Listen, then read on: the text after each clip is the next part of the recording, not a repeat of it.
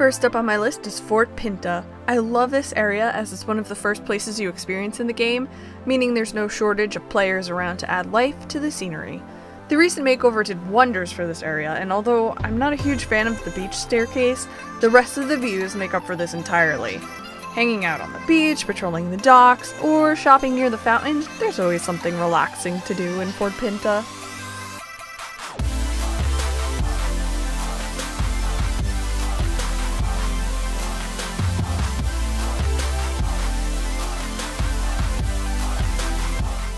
The Silverglade Equestrian Center, otherwise known as the Winery, isn't even complete for me yet, with tons of work still left to do on the gardens, but I love it just the same.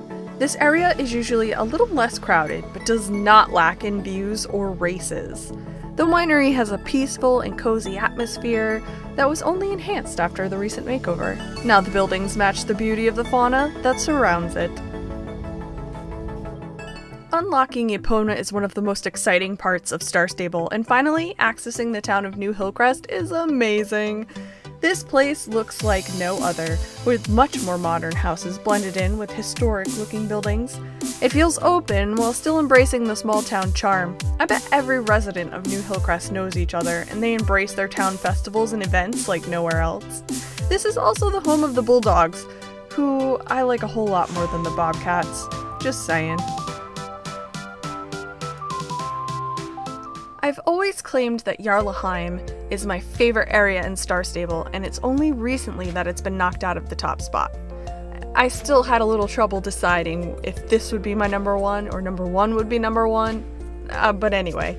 The walled city creates a sense of home among the bustling goings-on of a locale slightly more fast-paced than my previous entries in this list. The tiered levels of housing, cafes that overlook the water, and nearby Jorvik stables are a beautiful combination that I'd love to call home.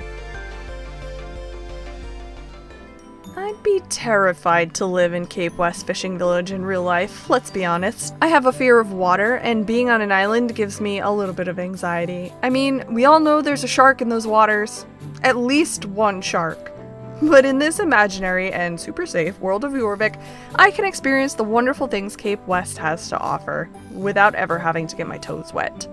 I love the aesthetic of Cape West Fishing Village most of all.